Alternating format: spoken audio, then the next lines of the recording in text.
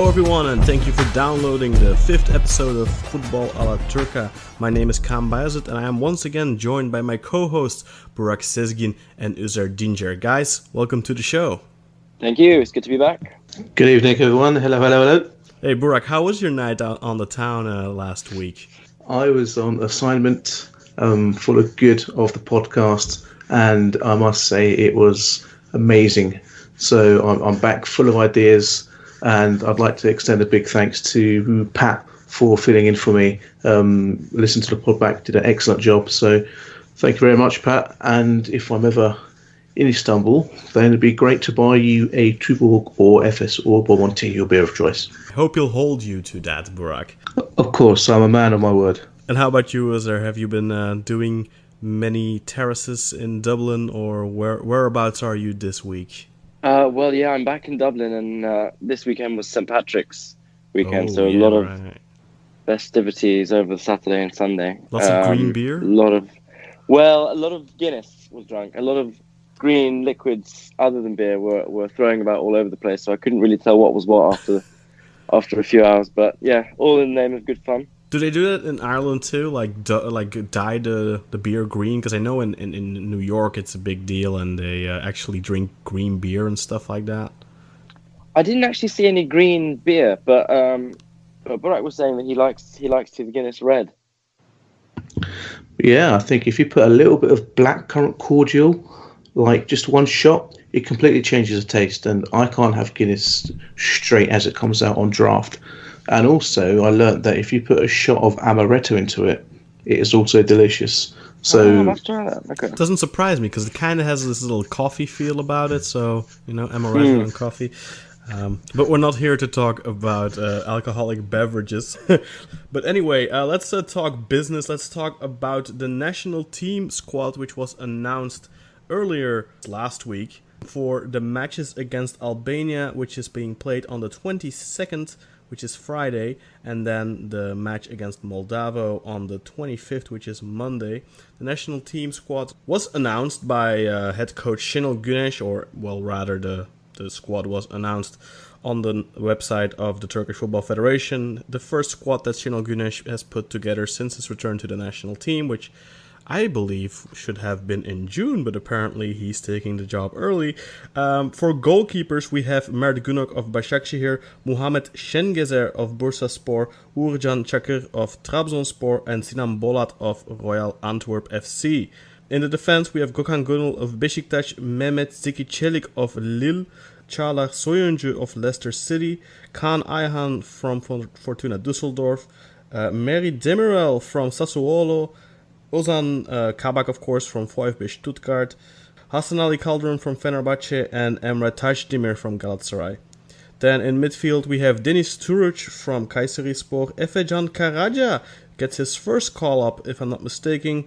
He, of course, of Alanyaspor. Yusuf Yazıcı of Trabzonspor. Dorukhan Tokus of Beşiktaş getting his first call-up. Emre Belözoğlu, the almost 39-year-old midfielder now, gets a call-up too. İrfan Can Kahveci from Başakşehir, as well as Emre, of course. And as well, Mahmut Tekdemir of Başakşehir get a call-up. Mehmet Topal from Fenerbahçe also got a call-up, but he has been dropped from the team now due to an injury that occurred during Fenerbahçe's league match on Friday. Oğuzhan Özyakup of Beşiktaş called up as well. Okay Yokuşlu of Celta de Vigo called up. Yunus Malle of VfL Wolfsburg, Emre Kılınç of Demirgroup Sivasspor, Güven Yalçın of Beşiktaş, Hakan Çalhanoğlu of AC Milan, and then we only have two forwards. Burak Yilmaz makes his return to the national team, he of course playing for Beşiktaş, and then Cenk Tosun of Everton FC being called up as well. Let me start with you, Burak. Any of these names pop out to you in a negative or a positive sense?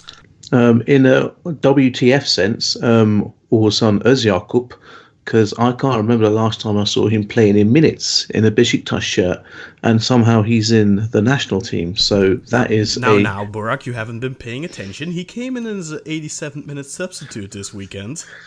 Well, obviously he did a lot to make an impression on me.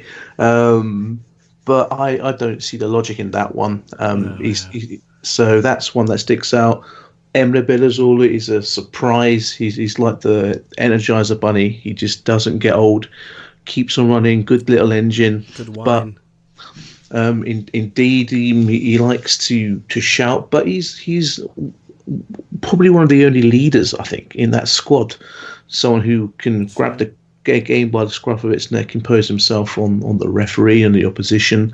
He always looks like he gives a damn about what's happening. My boy Hasan Ali Kaldırım, good to see him in there, but you know, what do we have really regard to left backs? You've got else? Exactly, you've got Emre Taşdemir in there who can potentially play the role.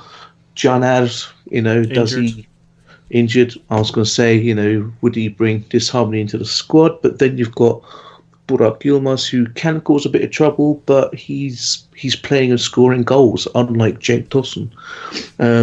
The other one, I'm happy with seeing Ozan Kabak in there. Erich Demiral, although his team conceded 5 at the weekend.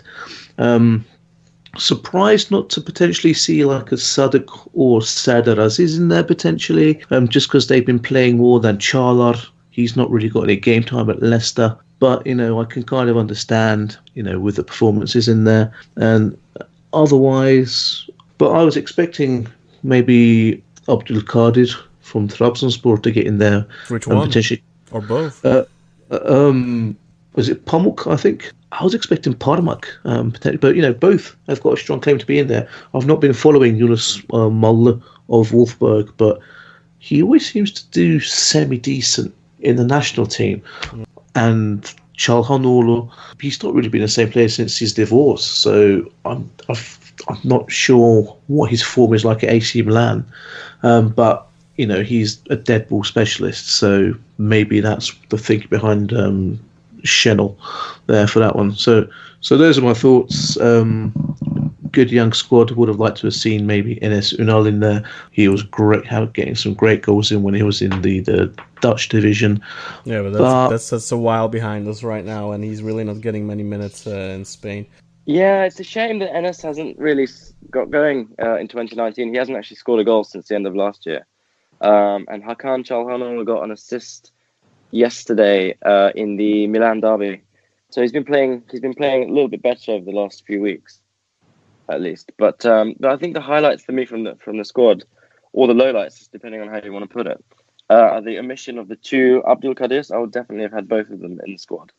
The omission of Emre Akbaba, for me, is very disappointing, especially when someone like Ozan was able to slip through the net, as you guys already mentioned. I know he's not returned yet to full fitness, but I still think that he's got a lot more to offer than Ozan right now. As for Emre Belözoğlu, I think he has a lot of haters for a lot of right reasons in Turkey, but you can't really take away from the fact that he is an excellent football player. And like Burak said, he's a real leader on the pitch as well. So I think I'm actually quite curious to see how he's going to merge in with the younger players around him. I think the average age of the squad is 26 and a half, which is reasonably young.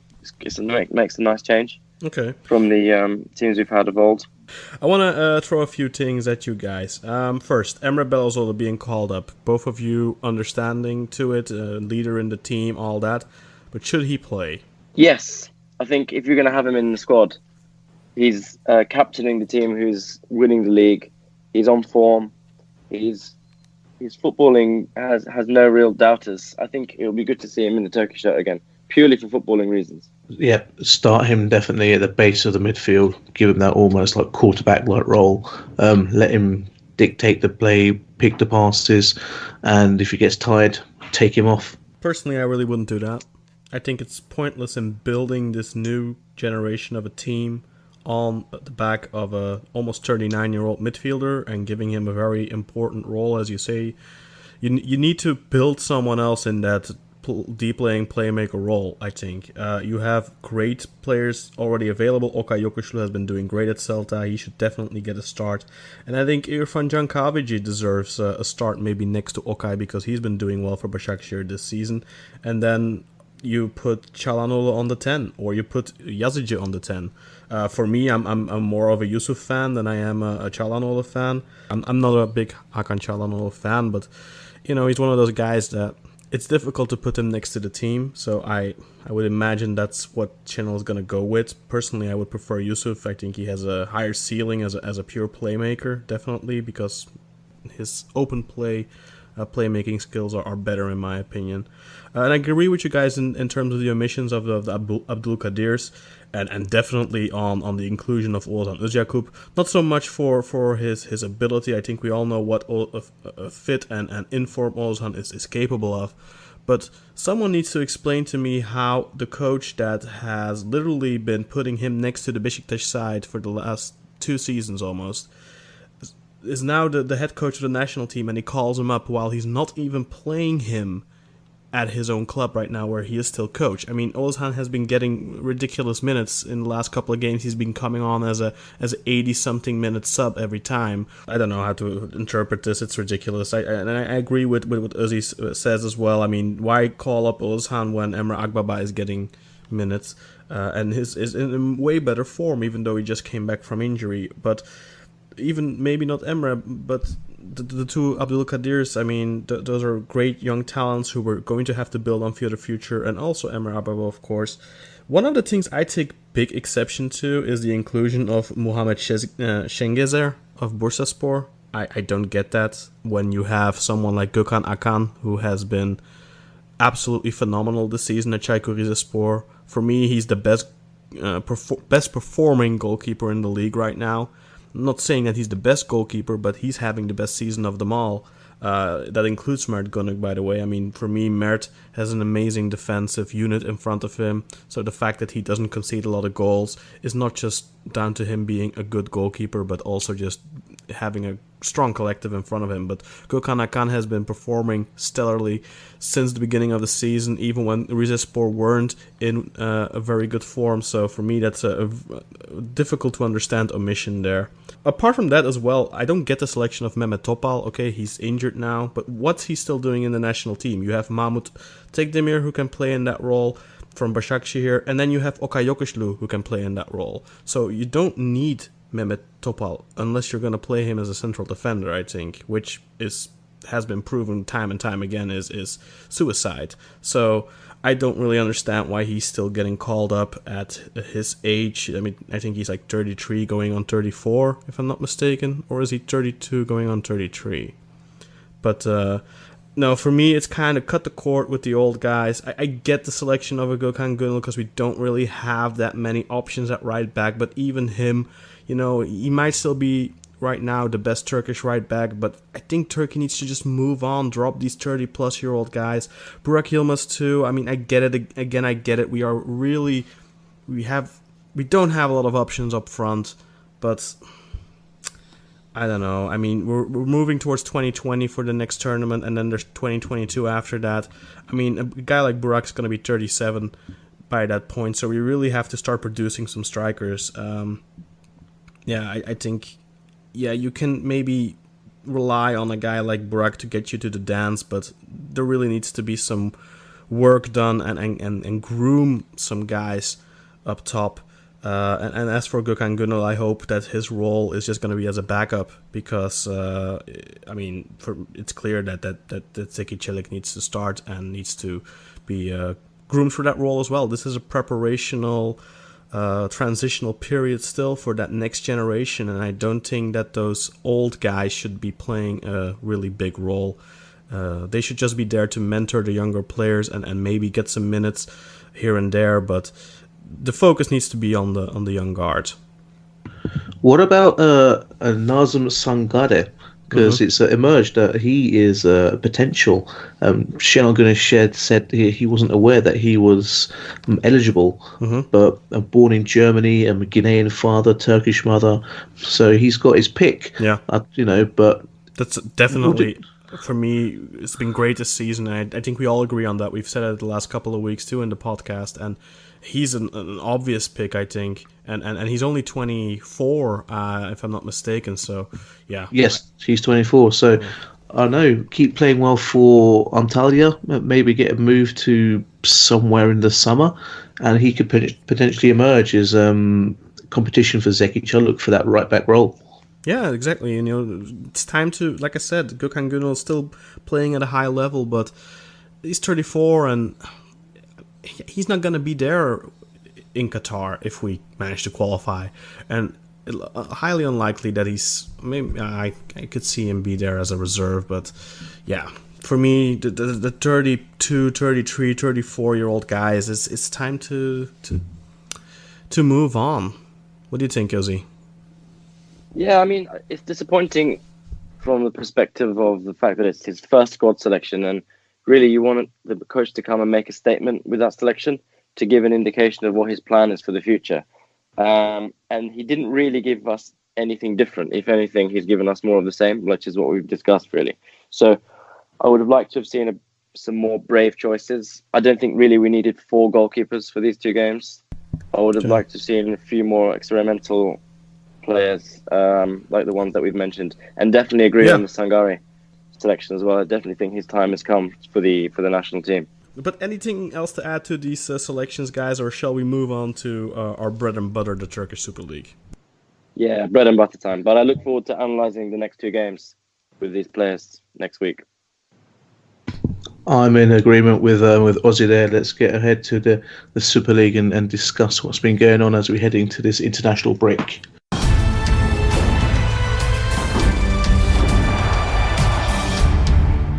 On Friday, Fenerbahçe beat Sivasspor at home 2-1, but it looked grim for about 60 seconds because Özer Dindjer, the former Fenerbahçe player, had put the visitors ahead in the 73rd minute, but Roberto Soldado quickly equalized in the 74th minute, and Mehmet Ekici clinched the victory in the 86th minute for Fenerbahçe. Very spectacular turnaround there, but Sivasspor will be kicking themselves after that. They played a good game, in my opinion. I'm going to throw to you first, of course, Burak. What was your opinion on this match? It's never easy with us at the moment. We need to be just looking for result. The first half was hard to watch. Passes weren't finding their feet. I don't know how many different left back, left wing, right back, right wing combinations we've had so far. The players don't seem to know each other, which is worrying. I did enjoy watching Miha Zajc again. I think he looks comfortable on the ball. Maybe he's still trying to get to know his teammates and just trying to get to know what type of football we're playing. But I have high hopes for him in the coming seasons. I think he's going to be very good. It's just a shame that Dinar is missing because he built up on a very good partnership with Mauricio Isla down that right-hand side. But it was bad defending again from us, and the pass came in. No one was picking up Özer. It seems like our ex-players love scoring against us. I always liked Özer. A bit tricky. It didn't work out for him at Fenerbahçe. Like it doesn't work out for maybe 80% of the players that we sign. That man Soldado, he's on a nice run of form at the moment, scoring, put us back into it. And the Ekici goal. I mean, I don't know what happened with the Sivas goalkeeper there. He slipped, I think, prior. I mean, he did slip, clearly, and then I don't know what he was doing. So, but, we're just thankful that went in under between his legs, so that obviously counts as 2, as we know from playing in the streets as when we were kids. It's good to see Moses. He was involved in the build-up play for both goals, so he's looking a lot more like fitter and stronger.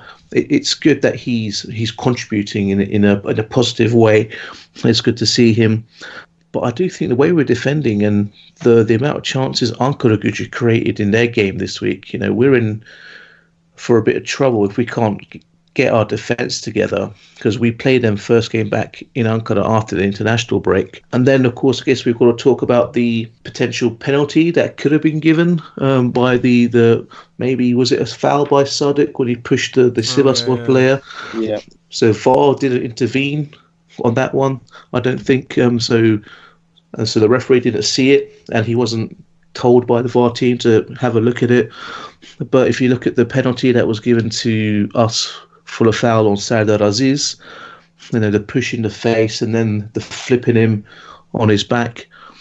Did Sadık, was there enough contact there to give a penalty? That's debatable.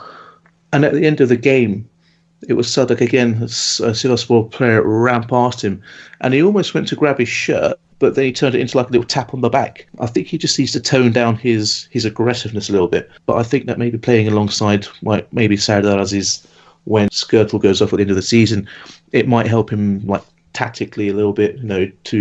I don't want him to. At the same time, I don't want him to lose what makes him so lovable. The fact that he's aggressive and he likes to get involved, but when you're in a penalty area, Sunshine, that needs to be, left to one side. Overall, very important 3 points. On the basis of it, did we deserve it? Probably a draw would have been the fairer result. But, when you've got someone class like Ekici who can put a ball like that in, and you have the Sivasspor goalkeeper losing his mind, then what can you say? Happy, and I hope that Dirar and Valbuena and Topal recover from the injuries in time for the match against Ankaragücü when we're back from the international break. Yeah, I've just got in my notes here, poor goalkeeping from the Sivas GK, both goals, which I think is understatement of the century. I think on balance, Fenerbahçe probably deserved to win the game. Galatasaray had a little mini comeback as well. I think Moses was involved with a kind of a cheeky trip in the first half as well, which kind of went unpunished. And then of course he could have made it 3-1 at the end as well. So there are a few moments involving Moses that were quite critical during the match, I think. I could have sworn that he had scored. Actually, I didn't have the volume up way high, and when when that opportunity came along in added time or whatever it was for Moses, then I didn't see it go wide, and then the next image was him sitting on his ass, basically pointing up into the sky. So I thought he was just celebrating. So I was like, oh, 3-1. But then, like 30 seconds later, I realized that he had missed. Yeah. So, no. But I wouldn't say that this was on balance a deserved win, actually. I mean, I was really impressed with Sivasspor. Well, deserved. I think Sivasspor will be kicking themselves because they were in, I think, the dominant side. There were spells in the match where they just absolutely pushed Fenerbahçe back, had control, were ticking the ball around and really making things difficult. It wasn't just slow passing around of the ball, but actually pushing Fenerbahçe back into their own half, bringing the game to them, really bringing the fight to them. And yeah, that goal was deserved and a really well-crafted one at that. But then just, you score such an important goal for them. Big away game, whether Fenerbahçe are at the bottom of the table or at the top of the table. This is a big game. You're scoring the 73rd minute, and then you're supposed to concentrate, but that just didn't happen. I don't know what that equalizer was. The ball just kind of pinpointed, like a pinball machine, just went around a little bit and then ended up back at Soldado, and he just... I don't know what that kind of goal that was, what the goalkeeper and defense were doing there. But then the second goal, Tolgahan looked really bad there. But kudos for Ekici. I mean, many players I don't think would have tried that shot. They probably would have tried to bring it in front of goal again. But he had obviously noticed the slip initially and then just slammed it and... Pray to God, and it went in and he scored, and he didn't shatter in 1,000 pieces during the celebration. So hopefully he'll be fit for Fenerbahçe's next match. I've got him wrapped in cotton wool for these next 3 weeks, definitely. And like I say, it was elegance from Ekici. And can we say that this victory probably has Fenerbahçe now out of the relegation woes? Because with this win, they move on to 31 points, and we'll get to it later, but Göztepe did not get a win on the weekend. Bursaspor did not get a win on the weekend. In fact, both of them lost. So Göztepe on 27 and Bursa on 28 points. So Fenerbahçe now 4 points above the relegation drop-off and 3 points removed from the second team that's closest to relegation. So a golden 3 points, and probably... the points that's kind of put them in a somewhat more comfortable position and save them, perhaps? Not at all for me. I mean, we've still got to go away to Ankaragücü and then we have Galatasaray right after, and so Yeah, true. so for me, I just want to keep on getting 3 points and keep on winning matches, and until it's mathematically impossible, then I'm just going to be having palpitations each week watching us play, and I can't wait for the season to finish. So yeah, Burak obviously is a little bit more wary as there, but what do you think? Fenerbahce is still in danger? I can understand his fear, because 4 points is not very much, especially when you look at the next few games. But it certainly gives them a little bit of breathing space, at least kind of the psychological safety of not being in the relegation zone anymore. So that's a huge advantage. I think Fenerbahce will be safe though. Yeah, I agree with you. I think at this point they've probably got the train somewhat on track, and they'll be fine, I think. In fact, I mean, I did end up cutting that part, but last week we talked about it as well, that they're actually in a position now where they could even make a run for Europe, because they're only 4 points behind Konyaspor. And I'm just quickly going to take a look, but I believe Malatyaspor are now on 37 points, so they're the team to beat really for 5th place at the moment, if I'm not mistaken. And the thing is, there's this possibility of Galatasaray winning the cup. There's a possibility of Beşiktaş perhaps getting a European ban that's being talked about.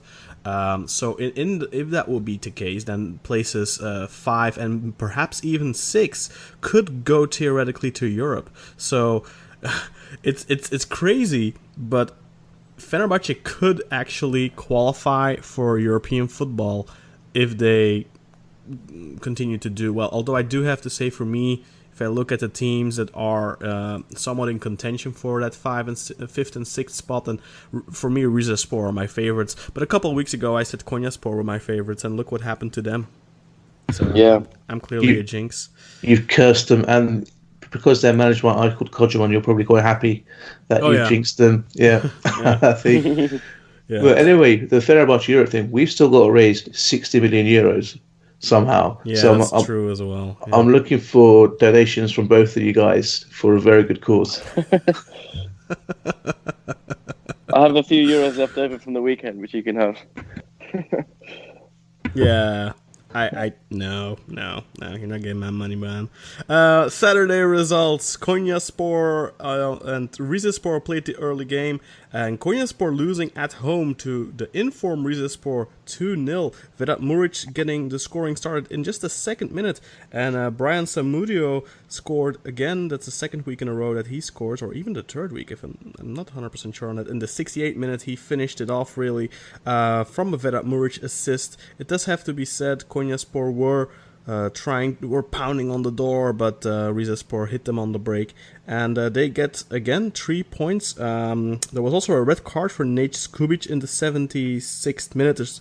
I don't really think there's much to be said about that red card, and I don't know if either of you disagree with that decision. But let's start with you first, Özer. What is your overall opinion on the match? Overall, not too much of a surprise given the recent form of both teams. Rize continue their excellent form of the year. I think they're the 3rd most informed team after Galatasaray and Başakşehir. Yep. Also want to highlight Vedat Muric as well, who's been a key performer for them. Mm-hmm. He's scored 11 and made 7 assists in 26 games, which is very impressive. He's been involved in 48% of all their goals, so he is the key man for Rizespor's. Yeah, especially if you see where he started off. I believe he was playing for Giresunspor not too That's long right, he ago was, yeah. in the 2nd division. But even back then, I mean, he's only still 24, I believe, and he was tipped as a really big talent back then. And yeah, he's really coming into his own, and he was already decent in the past couple of years, but he's really having a good season now, and he's being one of those key components for Rizespor's resurgence alongside Samudio, Şeşu, and a few others. Burak, what's your opinion on this match? I thought it was a great great performance by Rize. They're showing everyone why they're revered and play such entertaining football. And Konya have just fallen off a cliff and just forgotten how to defend. I mean, that first goal, the defending was horrendous, and then the second they got caught on a classic counter with the pace with Rize. Art of Şezil not really having to get on the score sheet this time. He's letting his teammates do it for him. And the third goal that Rize scored, that was ruled off for offside. That was a correct decision. Not that they really needed it. And if we go back to the red card for Skubic, I don't think it was intentional, but it was dangerous play. The foot was high. No, reckless challenge. So. Reckless, so that's he has to go. But we've seen. We'll get onto Yasin Öztekin later on, because I do not like that man. Oh, yeah. But we'll save that for that particular game. But yeah, no qualms about the red card for that one. Even if you were going to play the ball, you played the man, reckless, red card, correct decision. Yeah, pretty straightforward win, I guess. I do have to say Konyaspor put up a fight, but that second goal just killed it. And Gökhan Ökan having another great match and keeping a clean sheet and keeping it 1-0 at the time, and just long enough for them to get that second goal. So let's move on to the craziest match perhaps on this on Saturday. That was Akhisar against Kasımpaşa, and this one ended in 2-3. Kasımpaşa's first win in 2019. I'm going to add that already. Bangali Koita had gotten the scoring started in the 7th minute for Kasımpaşa after a really good offensive start from the visitors, and they really deserved to go up early on. But then after that goal, it kind of down. It seemed that Kasımpaşa were happy with that. Elvis Manu capitalizing on that in the 32nd minute by making the equalizer. This was assisted by Jeremy Bokila, and the next one was scored by Jeremy Bokila in the 62nd minute when Akhisar were awarded a penalty kick for a foul on Jeremy Bokila. He converted it himself, but Abdul Khalifi, the Swedish international, scored the equalizer in the 87th minute, a really nice shot from just on the edge of the box. And then Mahmoud Trezeguet, who else, the unavoidable Egyptian pharaoh, in the 4th minute of stoppage time makes it 2-3 for Kasımpaşa, and I think that puts them clear of relegation woes for the time being, at least. Akhisar, perhaps the final nail in their coffin. And yeah, like I said, first win for Kasımpaşa. Burak, your opinion first, please. I mean, I still can't believe Akhisar are rock bottom. I mean, they don't play horrendous football like some teams we've seen in the past, but they just, we need to talk about Lukacs, because those last 2 goals, he was a statue. Yeah. And I know that the ball came through a crowd of players, and for both the goals, Trezeguet's in particular. But I think you should have enough wits about you as a goalkeeper to position yourself or somehow sense where the ball's going to go. Because when both strikes appeared, he just appeared rooted, as if he didn't know what was happening on. And he's been poor for the last 4 or 5 games. The goals he's let in, the errors he's made.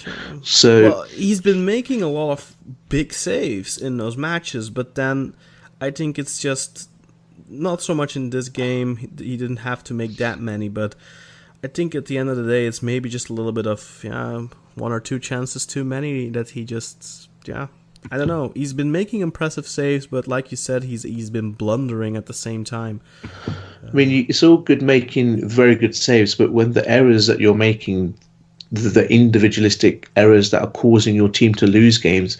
So I don't know if that's affected his confidence at all. But, shout out to Trezeguet, who he's putting himself in the shop window. I don't know if he'll stay in the Turkish league, because I don't know if any of the top 3 can afford him and his wages. Maybe Başakşehir. Oh, God, please, no. Just send him somewhere else. Yeah, I wonder if there's a case to be made for Trezeguet to be the most informed Egyptian player right now.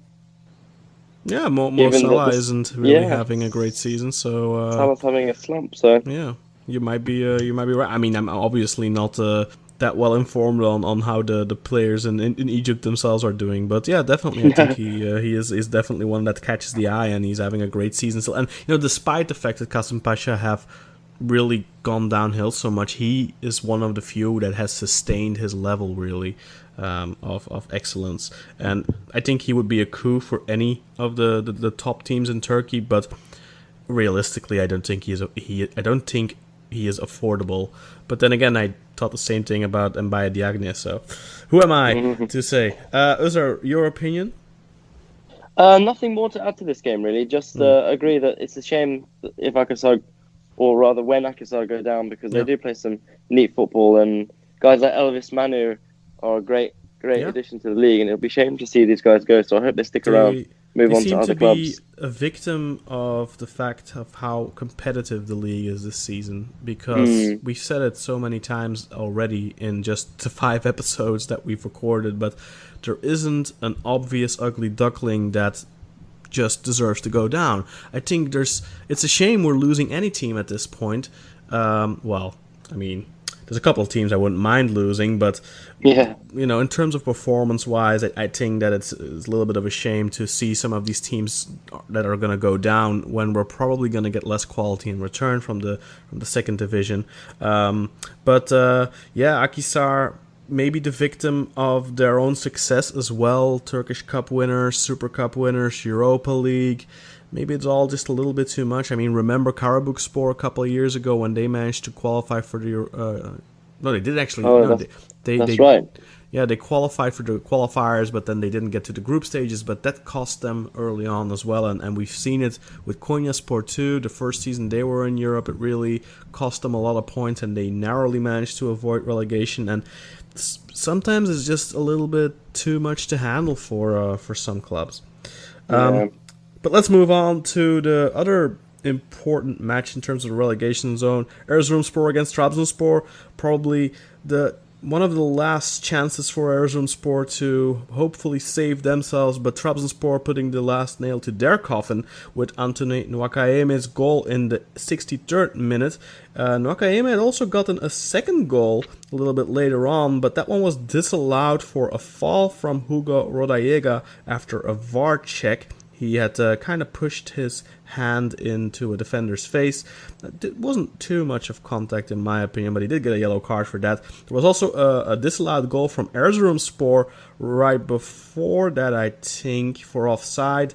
And there was also, I think, a little bit of a hand involved there. So 2 VAR decisions, 1 disallowed goal for Erzurumspor, 1 disallowed goal for Trabzonspor. Final scoreline reads 0-1 in Trabzonspor's favor. Trabzonspor now firmly in 4th position with 43 points, and they're 6 points clear off of Malatyaspor, if I'm not mistaken, and 4 points behind Beşiktaş. Özer, let's throw to you first. Anthony Nwakaeme, definitely one of the revelations of the season, right? Absolutely, what a guy. He's scored 4 goals in his last 3 games now. And he's really on fire, single-handedly carrying Trabzon over the line in this game as well. Yeah, I mean, he's one of the main reasons that they are in the position they're in the league, and why they're probably going to go to Europe next season. Yeah, that's right. He's really talented striker. I mean, I didn't know much about him before he came to Turkey, to be honest. I think he was playing in Beersheva in Israel. Yeah. But Beşiktaş played against Beersheva 2 seasons ago, and he was playing for them then. And I remember talking to an Israeli journalist, and he said that guy's going to be dangerous. Watch him. And he was right, because in both matches, Nwakaeme stood out in a positive way. I thought, again, we saw Erzurum played a good game of football, at home. It's tough for teams to go there. They hit the post, I think, at 0-0. The great quick free kick from Edu, trying to catch out Uğurcan almost. But Uğurcan made some good saves, kind of staking his claim to his national team selection. As for both the VAR calls, I thought they're both correct. I think maybe was it Rodallega that pushed the guy in the face and was maybe a bit harsh to get the yellow card. But I think as the VAR protocol, you have to let the play finish and then initiate the review. And that was correct. And the goal that Erzurum scored, it did hit the other guy's hand, but that wouldn't. I'm gonna say he was in an offside position when the ball hit him and went in, and plus it hit his hand on the way in as well. So they were both the correct calls, and so that's where VAR has got it right on both occasions in that goal. And with Erzurum, I don't know if Egemen will stay with them when they go down, or if he'll just. I doubt it. I think many of their better players will scatter. Same thing with Akhisar probably. Yeah, so it'll be good to see Egemen stay in the Super League and hopefully score a belting header at some point, next season. No doubt. Okay, let's move on to the Antalya Derby. Antalyaspor beating Alanyaspor 3-0. This one seems pretty straightforward, and it pretty much was. It didn't really become a competitive match until after the 3-0 was already on the scoreboard. Hakan Özmert opening the scoreline with a phenomenal free kick in the 22nd minute. Suleimana Dukara, he thought, I can do that too, and he bolted in a shot from the edge of the area. Not a free kick though, but a really nice shot. And then Anilton in the 48th minute put the 3-0 final scoreline on the scoreboard. Sergen Yalchin was shortly thereafter ejected from the match, the Alanyaspor coach of course, after exchanging words with Anilton. And then we had a barrage of chances for Alanyaspor after that, really. One of which ended up in the goal, but Papi Cisse's goal got disallowed. I think that was for offside, if I'm not mistaken. And there were a couple more chances, and Alanyaspor really could have gotten on the score sheet here and probably deserved to get on the score sheet, but at the end of the day, they didn't, and the final scoreline 3-0. Pretty straightforward win for Antalyaspor. It never really was a very competitive match after that kind of a blitzkrieg, so to speak, between minute 26 and minute 32, and that was just too much for Alanyaspor to overcome. The seaside derby, reminiscent of Bournemouth versus Brighton in the Premiership here in England. To our listeners, it is. So I'm sure it was a nice day out for both of the teams. I just want to give a shout out to the woeful defending on that third goal that Hamilton scored. I don't know what the Alanyaspor defence were thinking there. They're already. They were still in the dressing room. They'll probably think about the beach and having, some rakabalık or something maybe after the game. Yeah. But don't blame them. If you're there, no why not? Me, thanks. I think Haidar should have done better on that second Antalya goal by Dukara. I just think he could have, he just seemed very ineffective. The Papi Cisse goal was disallowed for offside. That was a correct call. Looking at the replay, you can see that was off. One question I have: do you know why they were holding up the Serdar Özkan jersey after they scored their goals? I must have missed that. Is he out injured or something at the moment? I believe so. Yeah. Yeah, I think he is out, but I think someone in his family passed away as well over the weekend. If that's the case, then great gesture by the players. And the free kick by Hakan to kick things off, absolute thunderbolt. Yeah, absolutely. And everyone should check that goal out. It was really impressive. Yeah. You know what? It's funny because I always viewed Hakan Özmert as a very dull central defensive midfielder before his stint at Antalya now, because he's been at a few clubs and he was always kind of in that Mahmut Tigdemir role. You know what I mean? Like the dirty worker, just a guy that does all that kind of stuff. And here at Antalyaspor, he's taking corner, he's taking free kicks, all that kind of stuff, and he's involved in attacks, getting on the score sheet from time to time. He's got a couple of nice goals on his name. This was impressive. Yeah, you're right. He's a classic utility player, Hakan Özmert. I think he's kind of the James Milner of Antalyaspor. Yeah.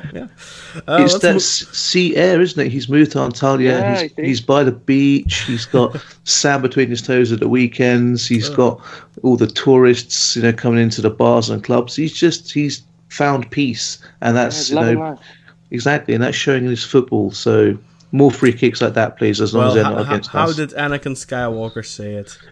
I hate sand. It's rough and gets everywhere. Anyway, let's move over to the late game on Saturday. Beşiktaş taking on Göztepe. This was an incredibly important match for Göztepe. Less so for Beşiktaş, and that was noticeable because this match was rather dull. in terms of goal-scoring opportunities, at least. Beşiktaş winning this one 1-0 with Burak Yilmaz goal in the 46th minute, right after kickoff of the second half, really, and that was probably the only decent attack they had all match. There was a disallowed goal in the first half for Yasin Öztekin from, he was offside. I think it was a right call, but I'm going to throw to you in a second, guys. And then there was also an Atiba handball in the first half that was highlighted by beIN Sports and potentially could have been a penalty. So, quickly going to give my views on this. I think Beşiktaş was really poor here. No chances whatsoever in the first half. Göztepe were well organized. The positioning on the field was really good. They were able to force Beşiktaş to basically, pass the ball among the defenders and the defensive midfielders, and the attacking players were rarely reached. From the attacking players, I think only Shinji Kagawa made a decent impression on me. This was his first start for Beşiktaş, by the way. Not his second start, but his first start alongside Adem Ljajic, which is something I was personally looking forward to. And I was not very impressed, unfortunately, because the offensive players of Beşiktaş were just just not involved in this match.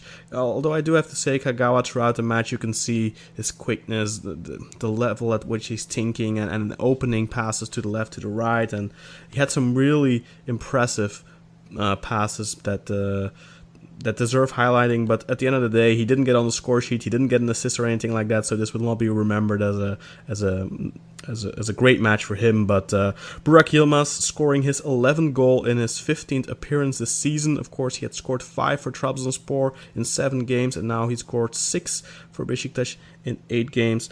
I don't really have much more to add to this. This was an ugly 3 points for Beşiktaş, and a very unfortunate loss for Göztepe in the sense that they just need to pick up points because they're in so much trouble, and they'll be happy with the later result on Sunday. But they need to start winning some games.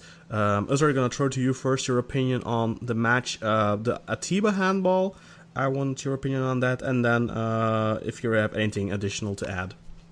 Yeah, I think Beşiktaş deserved to win. I agree that it was a kind of not the most exciting game ever. It was a great goal from Burak, actually, a really wonderful header. Better made some good saves, one critical save towards the end, but eventually it amounted to nothing, really. Göztepe's situation looking very, very dangerous indeed. And what about the handball from Atiba? Do you think that was a penalty? I've seen them given, to be honest. It could have gone either way. Okay, start off with you, Burak. Penalty on the Atiba handball? Because that could have changed the match. It could have. I don't think that's the penalty for me. I don't think he's made an effort to handle the ball, and he's not made an effort to actively get his hand towards the ball. So I think it would have been very harsh if it had been given. And for me, it was not a penalty. I think Yasin's very lucky to stay on the field. I've never liked him. I've always thought he was a dirty player. He's continued that at Göztepe. He's tipsies completely.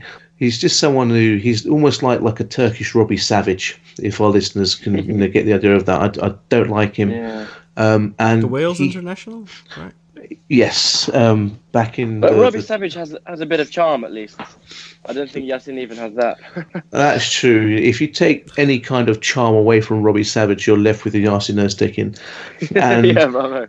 He left his foot in, and although he didn't completely make a full contact, you could see that he knew he was leaving his foot in, and he was a very lucky boy to stay on the pitch. And also, the offside goal, that was offside. It was very lucky because Karius just charged out, a la, Rushta/Volkan. But that wasn't offside. So otherwise, a really good performance by Karius, though, I thought. Yeah, and right at the end, the chance to make it 2-0, but Burak has never been known for his square balls. So ideally, you wanted Ljajic to be in that position to cross it in for Burak to score his second. But I didn't think it was too bad, but Beto was just really quick off his line and did well there. More pace. I reckon someone like a Light Chicago would have like just spun that in with pace. So, and that would, if that was anyone else, that would, Quaresma, I don't know if he was still on the pitch at that point. Quaresma doesn't like to give low crosses. He likes to put a little bit of flamboyance behind his crosses. So I was actually really surprised with his cross, because Quaresma he likes to kick his crosses from stance, and I don't know, like these quick crosses that come in like that doesn't happen too often with him. And it was a really good attack, and it was the only really good attack from the match, except for maybe a counter at the end. But it was definitely worth noticing, and I think it was Leitch who set that up.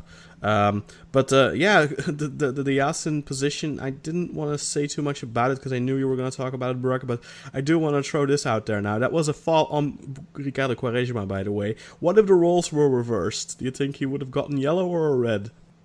Because Quaresma tends to get red cards that other players might not. Not saying that they aren't red, but I think if that had been Quaresma doing that, he would have got a red, because unfortunately his reputation precedes him. I don't think Yasin has been given that many high-profile red cards as well, and he's not as high-profile a player. So unfortunately, even though it should be called as it is, some players' reputation precedes them, and that may have an effect on the referee's decision for whatever reason, which shouldn't be the case, but sadly it can be.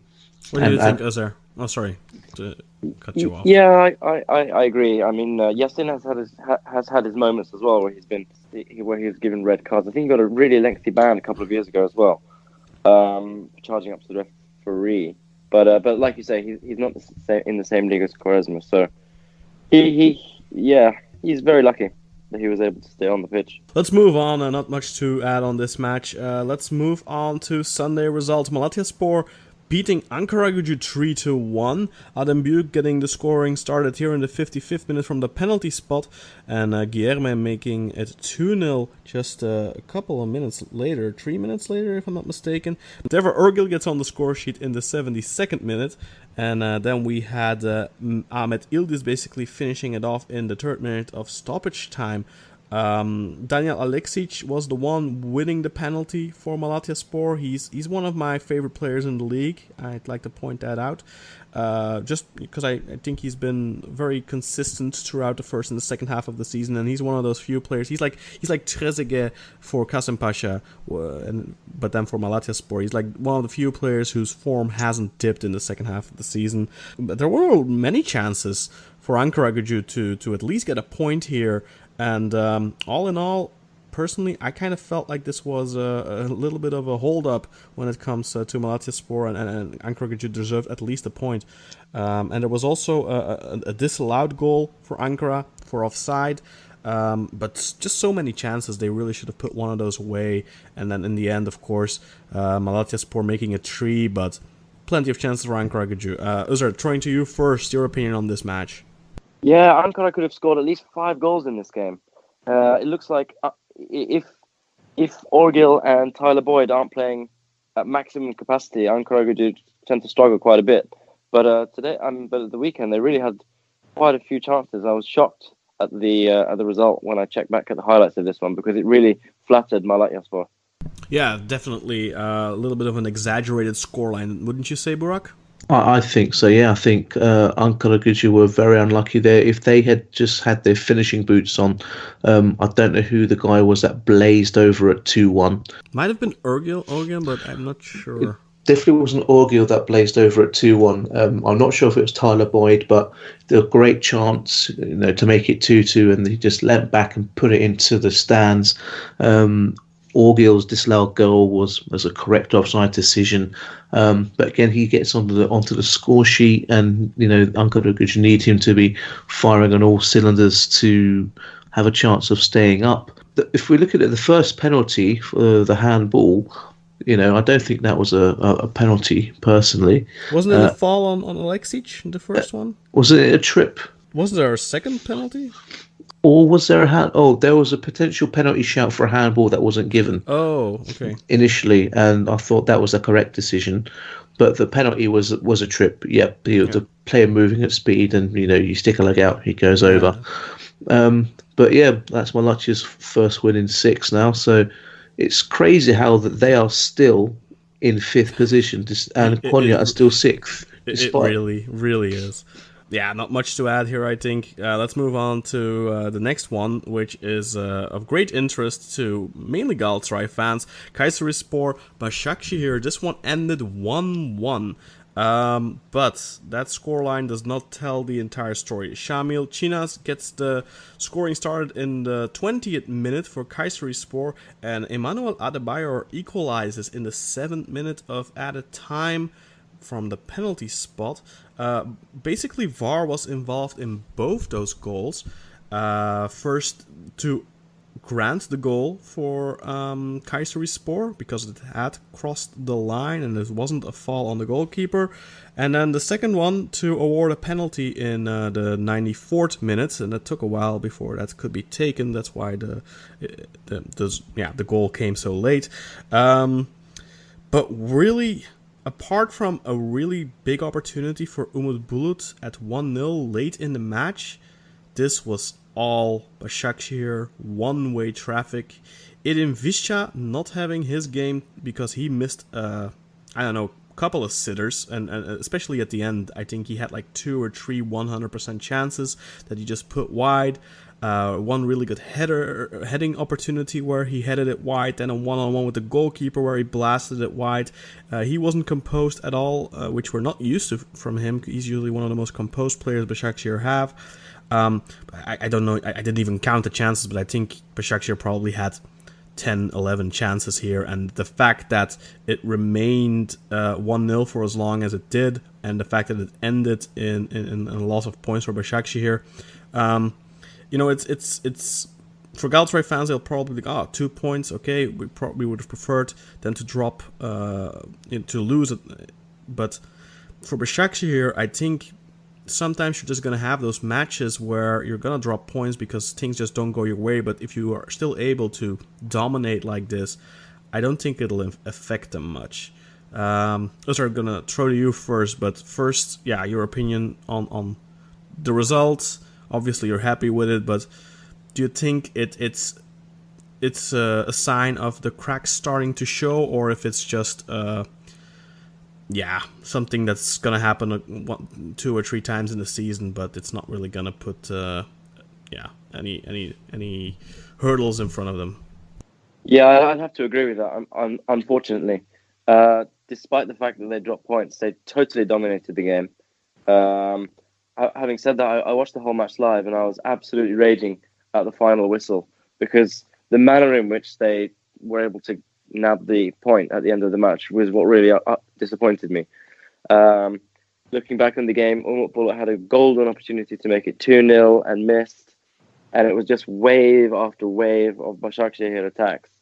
And I thought, you know what, maybe this is the chance. Maybe this, after they lose the game 1-0, this will be the start of the cracks in their armor. But sadly, the 1-1 it's just too much of a psychological blow, I think, to anyone chasing Başakşehir, and too much of a an extra layer of protection for them going forward, because they, despite missing all those golden chances, they still came away with a point. So I think that will give them an extra confidence going forward, if anything. Yeah, they might just get this little feeling of unbeatability at the moment. I mean, they just seem. They still have those matches against Beşiktaş, against Galatasaray coming up, and they still have a couple of really difficult games against mid-table teams. Like I believe they still play Rizespor, they still play Konyaspor, so they still definitely have plenty of difficult matches. But if I'm honest, I don't know if I can see Beşiktaş or Galatasaray beat them at this point. Yeah, that's true. I mean, they by far and away play the best football in the league, and they have been doing so since the start of the season. So from purely footballing reasons, they fully deserve to win the league. Mm-hmm. But that's not everything. So, Burak, anything to add in terms of the VAR decisions, the match procedures, or are you or anything that we missed perhaps. The penalty, that was extremely soft. Decided to go to VAR, and those are the penalties that haven't he barely been looked at it as well. I mean, he made up his mind really quickly. Exactly. I mean, it's the kind of penalty shout that we had in the previous, just what Ankara Gücü game, which didn't even go to VAR. It wasn't, initiated. But for this, it was initiated, and it was the same.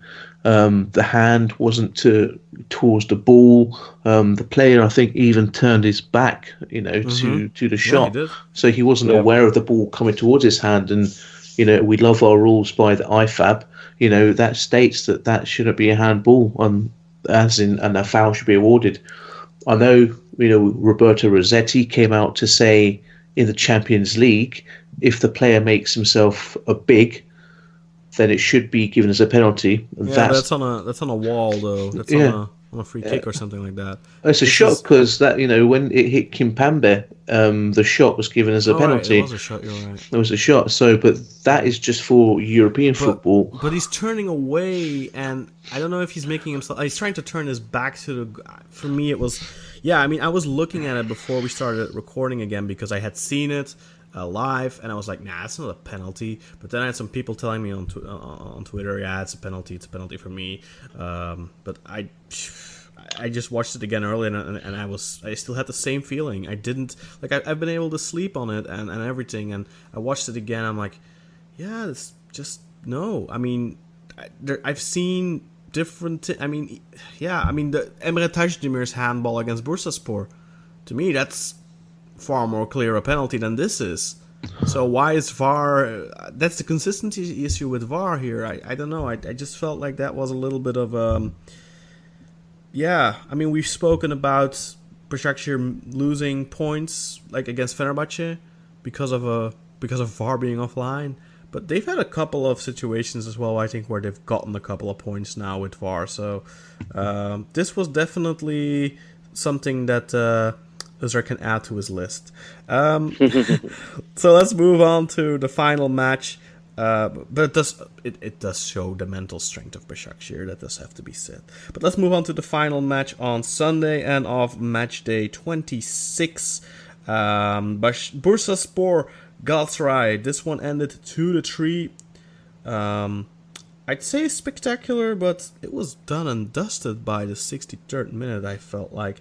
Despite the fact that Bursaspor went 2-0 up, Diafra Sakho had put them 1-0 up after a fantastic rush from Yusuf Erdogan on the right side. Henry Saive had made it 2-0 with a brilliant strike in the 42nd minute, and then you'd think, okay, they're gonna go in 2-0 at half-time. Galatasaray haven't been able to do anything, not a single chance, but then in the second minute of stoppage time, Badu Ndiaye gets a headed goal, which puts Galatasaray back in the match. And then coming out of the dressing room, Galatasaray taking control of the match, Bursaspor just leaning back and not playing their football anymore, and that resulted in a penalty in the 55th minute, converted by Mbaya Diagne after VAR had told the referee to go take a look. It was a foul on Younes Belhanda. I have to say at first I didn't think it was one, but I watched it back and can't really say anything about it, honestly. And then Sofyan Feguli in the 62nd minute made the comeback complete because he put Galatasaray ahead, and after that, not really much of note in terms of Bursaspor, of having a final offense or anything like that. It just always kind of seemed like they were going to lose this in the second half. And there was maybe a little bit of a tale of two halves, because Bursaspor deserved to go into the halftime in the lead. Galatasaray disappointing, but in the second half they turned things around and they deserve to win, I think. Although there's one more thing, maybe Emre Taşdemir, already on a yellow card, made a very clear fall just after the 2-3. Probably should have been sent off there. Already had a handball in the first half. That could have been a penalty. That was when the scoreline was 1-0, not 2-0. That's a big difference in my opinion, because if it's 2-0 and then you don't get the penalty, then it could be 3-0. But, I mean, yeah. Anyway, deserved win for Galatasaray, I would say. but perhaps Emre Taşdemir should have been sent off. Your opinion, Özer? Yeah, I agree. I think Emre was lucky not to see the second yellow there. I think this fixture generally can tend to be quite a goal fest and can tend to be quite entertaining matches. So I think this game had an air of predictability about it to a certain degree. Even when Bursaspor were 2-0 up, I kind of felt quietly confident that Galatasaray wouldn't leave Bursa empty-handed. Actually, I just stuck a fiver on it on Galatasaray to win after they were 2-0 down. Sure enough, they paid up after that, so I was quite pleased. Paid for my drinks at the weekend. I think not really too many other takeaways from this. I mean, seeing the result in Başakşehir kind of demoralised me, really, to be honest. So it doesn't really change anything in terms of our pursuit for the title, which I think is pretty much dead. So although it's a good game, some good goals, some minor action points, there's no real huge takeaways from this game, unfortunately for me. What about you, Burak? Any big takeaways? Any thing that hasn't been said yet? Or maybe something you would like to add on? Just to say that the second Bursaspor goal by who is it? Seve. Seve. It's like what a strike! I don't think any goalkeeper would have saved that, but I think maybe the defence should have run out to him a little bit quicker. The Emre Taşdemir's second yellow card. Yeah, should have been a second yellow card, but then again, Michal Zajc should have got a second yellow card probably in the game against Beşiktaş. So again, yeah, but I think we noticed that the pattern that with the big teams, Galatasaray, Beşiktaş, Fenerbahçe, those second yellows don't get given as quickly as they do for Erzurumspor, and that's a problem, I think. It is, and that needs to be something that's tightened up on in next season. And I've also got an interesting story about the Bursaspor Stadium. As you know, it's called Timsah Arena, which is Crocodile Arena for our English listeners who may be not too familiar. The surrounding outside of it is still it's underdeveloped. It's still quite muddy. There's nothing been built up, and that's because of a lawsuit from Lacoste. Who, if you're familiar, their logo is a crocodile, and they've been in some kind of lawsuit argument with Bursaspor saying that the head of the crocodile is too similar to their logo. So they're embroiled in some kind of legal struggle. So what a missed opportunity for Lacoste. They should have... Exactly, here. I was going to say the same thing. Yeah. Make it the Lacoste Arena and become their official shirt sponsor. I do believe Lacoste make football jerseys in France, so why not? What a missed opportunity. It may have been just the typical Turkish mentality saying, no, this is Timsah Arena, we don't want to work with you. But that wouldn't surprise me if it was. But I was at my friend's house on the weekend, and his wife is from Bursa, and she was giving me the lowdown on how that is why the stadium is still not finished and developed on the outside. It's not built up. So there we go, an interesting fact for all you Footy a la Turca listeners. That's a great bit of insight. Look up the arena. There's actually one more thing I'd like to add, though. Thank you for that story, by the way, Burak. There was lots of controversy about Galatasaray's, I think, the third goal, because people were online claiming that it was offside and that beIN Sports deliberately put the line early on the screen when the ball wasn't passed yet, and my God, okay, people, that was just a little bit. I mean, look, I'm a Beşiktaş fan, and I have a WhatsApp group full of Beşiktaş friends of mine, and they were going crazy. I was like, guys, even if you put it a split second later, he's still onside, and we actually did that. Our good friend Umut put a line on the screening that was being shared by people across Twitter of in their opinion, what should have been, when the line should have been pulled. Of course, they didn't bother to pull a line, and Umut pulled a line, and they were still level. So, just want to put that to bed that wasn't offside, and not everything is a conspiracy. So, I don't know if you guys have anything to add to that, but it was onside clearly. Anyone complaining should go get their eyes tested. Yeah.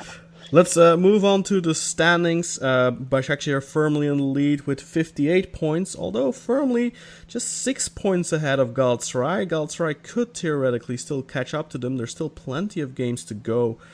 Still 8 matches to go and only 6 points. That can happen quickly. Beşiktaş are in 3rd place with 47 points, and then Trabzonspor are in 4th place with 43 points, and there's a 6-point drop-off to Malatyaspor. And I think the top 4, if that still changes, I would be extremely surprised. I think we're pretty set on that. Then let's move on to the bottom. Akhisar still rock bottom with 21 points. Erzurumspor in 17th place with 22 points. And then there's a little bit of a gap already to Göztepe in 16th place with 27 points. And then in 15th place we have Bursaspor with 28 points. And then there's 2 teams with 31 points. That would be Fenerbahçe and Ankaragücü respectively. And they'll be playing each other in 3 weeks when the league returns for match day 27. Mainly Göztepe and Bursaspor fighting it out for the moment for that last ticket down to the TFF First Division. Let's move on to the fixtures for next week. That's not correct. For in 3 weeks, basically, the next match will be played on the 7th of April. So the international break, of course, taking us out of the Super League for a couple of weeks. And the first match up will be ITM's Alanyaspor against Bursaspor. The dates are not yet confirmed, so I'm just going to go down the fixtures.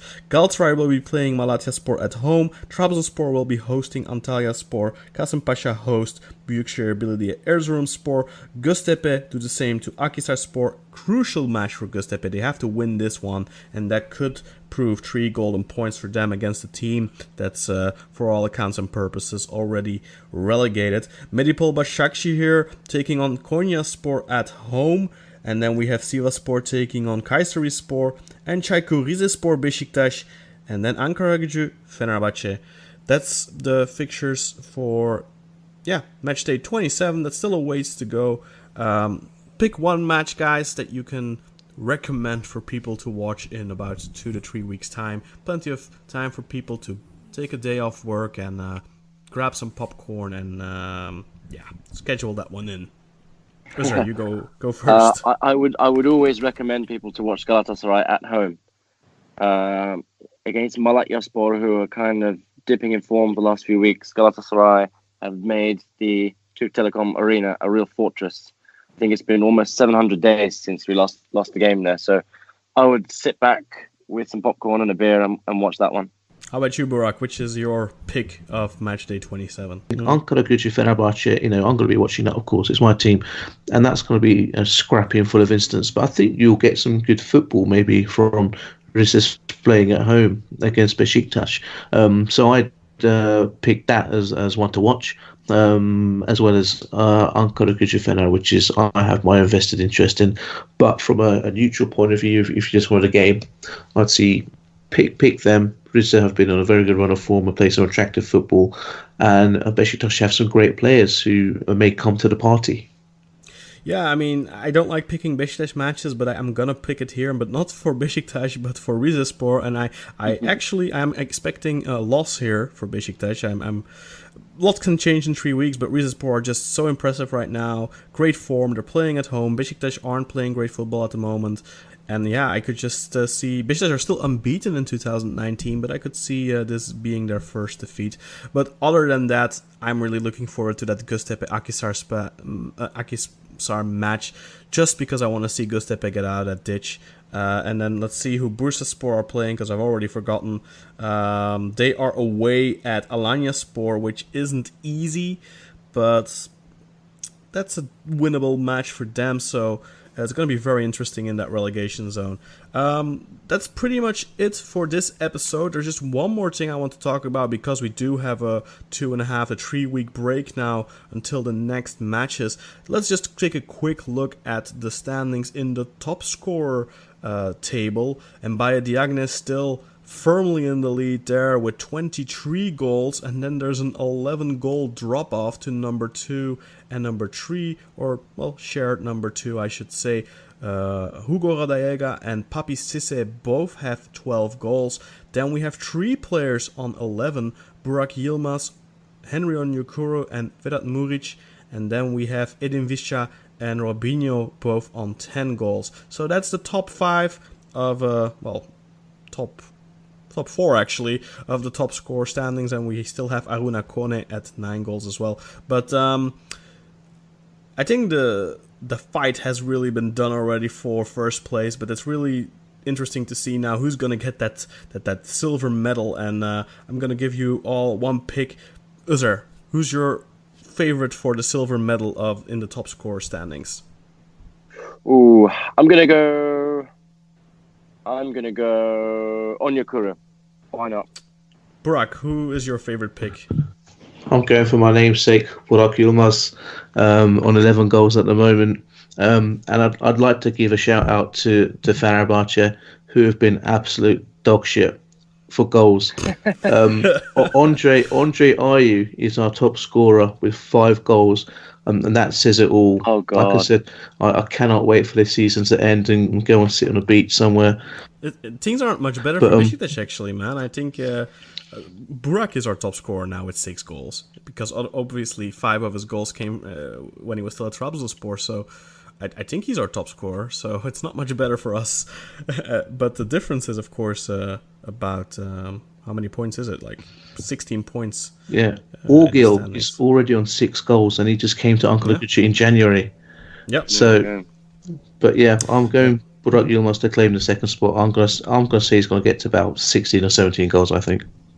Yeah, I'm going to go with Burak too. I mean, he's already got 11 and 15, so he's, apart from Diagne, he's the player with the best best goal to minutes ratio, I think, except for maybe Orgil. So yeah, Burak for me the pick as well for that second spot. But I think that'll do it for episode 5 of Football a la Turca. Thank you very much, guys. We'll have some special content coming up for you in the next 3 weeks, maybe 2 episodes I think we're going to be able to put out, hopefully. What are we going to be talking about in the next episode, Burak? Well, the poll indicates it will be the foreigner limit in the Turkish Super League, which the powers that be, that apparently have no brains, are trying to impose on the clubs in the Super League. So that will be a point of discussion, and there's quite a lot of content out there, so a lot of good accounts that are talking about it. So if you pop over to @FootyAlaTurca, join in the discussion, and we would love to hear your views as well on what you believe is right and wrong. Yeah, so we'll be talking about the foreigner limit next, for sure. Interesting subject to talk about. I think we all have very outspoken opinions on it. Unfortunately, I think we're all kind of in agreement on it. So maybe we should try and look for someone who has a differing opinion. Although I think it'll be difficult, but we'll see. But that will be for next week, and then the week after, perhaps we'll have a little bit of a behind-the-scenes look at how things go at beIN Sports, but nothing is set in stone yet in that regard. We still have to see if we can line up that interview. But for episode 5, that'll do it. And thank you very much for listening. Thank you very much for downloading. If you haven't already, please subscribe on whichever platform you prefer: Google Play, iTunes, Stitcher, Spotify, whatever you prefer. Please subscribe to Football a la Turca and drop us a review and a 5-star rating. That would be very much appreciated. Thank you very much for listening, and see you all next week.